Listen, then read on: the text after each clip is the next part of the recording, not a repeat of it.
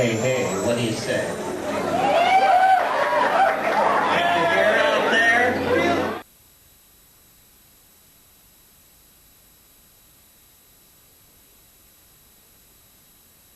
There is a very important part of life which has been ignored by science, and because this is a scientific society we're locked inside of, we've gotten a distorted view of it, and that is there's a quality to reality that everybody can feel, everybody experiences, we all know it, and yet we get no reinforcement for its existence from the models that our culture venerates. And what I want to talk about is what I call novelty, or the appetite for complexity that permeates nature, that is in fact as fundamental a law of nature, if not more fundamental, than the laws of thermodynamics themselves. And this is the idea that nature loves complexity, and wherever it achieves complexity, in a membrane, in the center of a star, in an organism, in a breeding population of animals or plants, wherever it achieves complexity, it seeks to preserve it, and it seeks to use it as a platform for further complexity. This is what the universe is. It's a complexity-generating engine of some sort, on all levels, not only in biology, but in physics. If you look backward in time, the universe becomes more simple. 1 million years ago, there was no human civilization. 100 million years ago, there were very few mammals. 1 billion years ago, life had yet to emerge onto the land. 5 billion years ago, the planet itself was in the process of condensing. If you go back to the domain of the Big Bang, you find a world, a universe of pure electron plasmas, not even atomic systems, still less molecular systems. All that lies in the future. So in a sense, as the universe ages, as it cools, it complexifies. It becomes more novel. And biology on this planet, since we only know of its presence here and in a Martian meteorite discovered last summer, complexity on this planet finds its concrescence in animal life, still more in ourselves. The reason I mention this is because the scientific model of reality tells you that we are the chance-created witnesses of an essentially valueless universe. Chance and necessity. This is the chant of science. But looking at the record, it appears nature favors organization, favors complexity, and therefore favors ourselves. Because we represent animal complexity plus culture, plus phonetic alphabets, plus high technology. So the universe has put all of its eggs, or at least the processes of evolution on this planet, have placed all their bets in the human world. This raises the stakes, makes the situation far less existential, and makes what we do with our human freedom a matter of great import. It turns out we count. We are more than witnesses. We are more than victims. We are, in fact, co-creators of this universal tendency to complexification.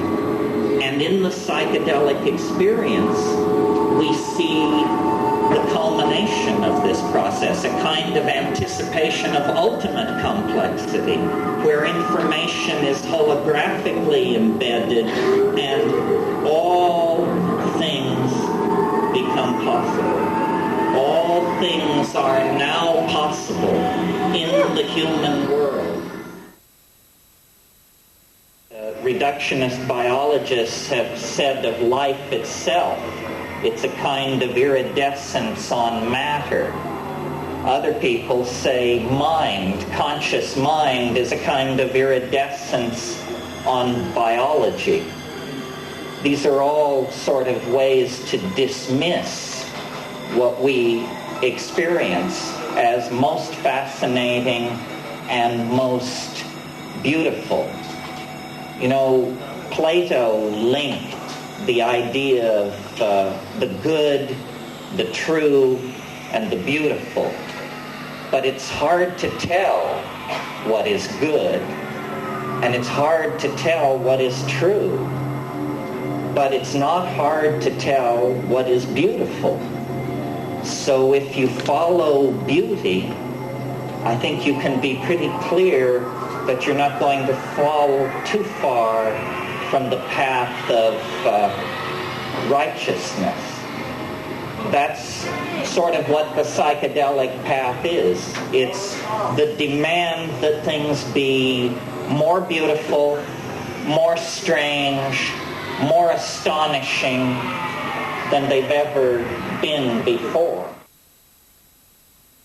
As we approach this evening, the world not only becomes more complex, but it moves faster and faster. You know the cliches. More change in the last 25 years than in the previous 100. More change in the last 100 than in the last 1,000. In the last 1,000, 10,000.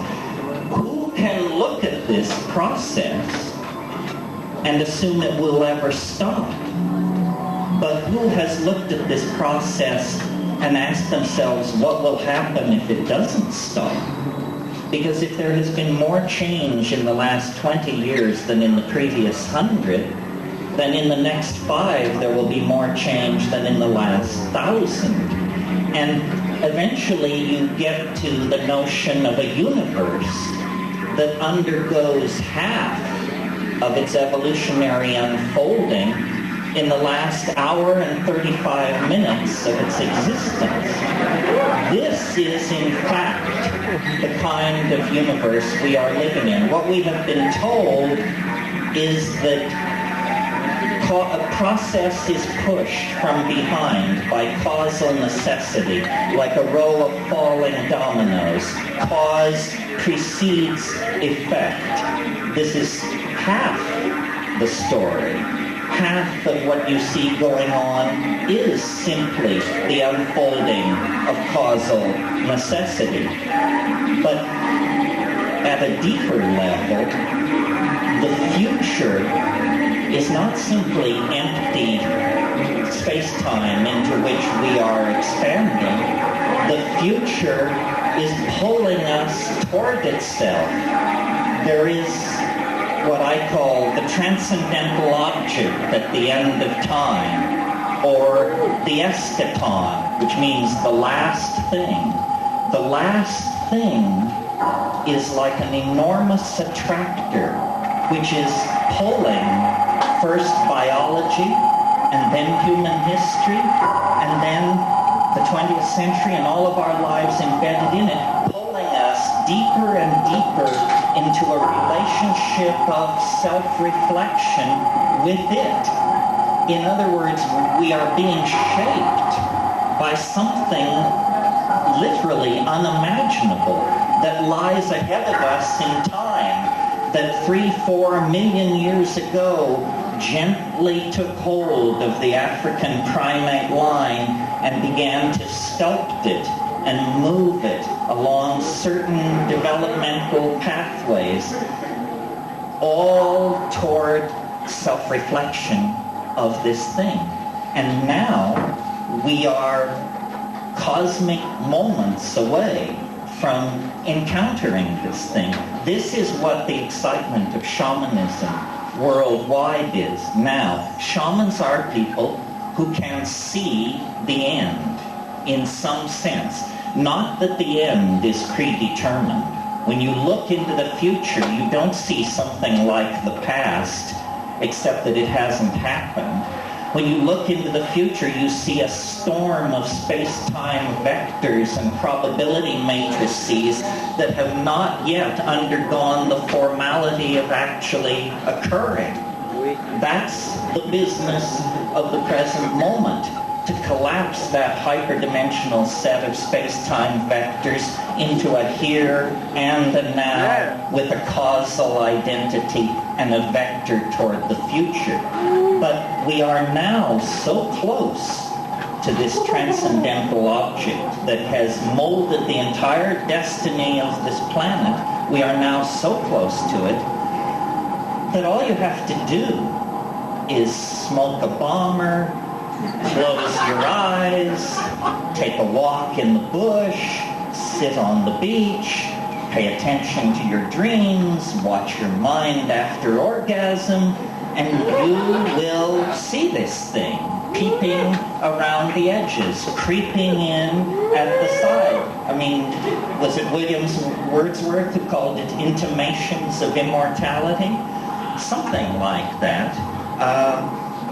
We are not simply the victims of our past.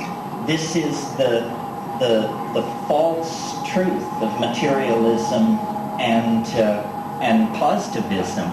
We are locked in an extremely mysterious relationship with something in another dimension, a dimension which, for want of a better word, we call the future.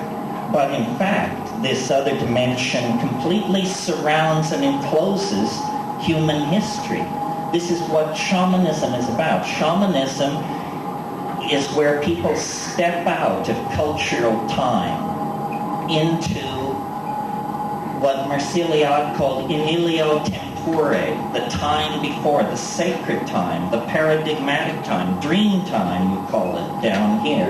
It's the time which surrounds the smaller time of historical unfolding. What is nature? What's unnatural? Nothing is unnatural except some things are less intelligent than others. In other words, everything has a design, but elegance of design is still a worthwhile value. Nature, the interesting thing about nature is the risks that she's willing to take. Like if you asked yourself, what does nature do best on this planet? The surprising answer is produces extinct species. 95% of all life that ever existed on this earth is extinct. That's what happens to life. What nature has been interested in is passing on complexification of form from species to species, genera to genera, over very long periods of time. And the fact that nature will tolerate our own dear selves as a part of the natural order indicates that nature is a far more reckless gambler than we are. Our impulse is to deny ourselves, hold back. Nature's impulse, apparently, is to put the pedal of creativity to the metal by taking a primate and pushing it to the wall, boxing it in, raising the pressure, and watching the entire planet bubble its way toward metamorphosis.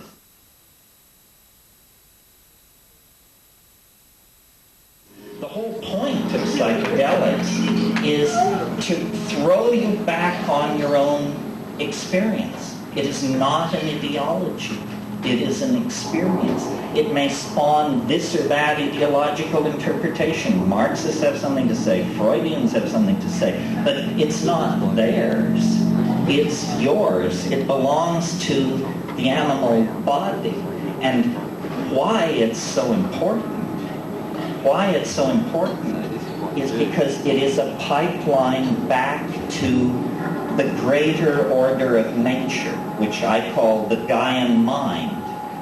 It is the pipeline back toward a dynamic, a way of doing things that is profoundly natural, profoundly appropriate. This is why it was possible for human beings to live on this planet for 100,000, 200,000 years, possessing language, theater, humor, so forth and so on, everything we have, but not fucking up. Because they were embedded in, communicating with, aware of, and able to receive instruction from the Gaian intentionality. The mushroom once said to me, I mean, maybe the mushroom likes to sit on its backside, but the mushroom once said to me, if it ain't simple, you haven't thought about it long enough.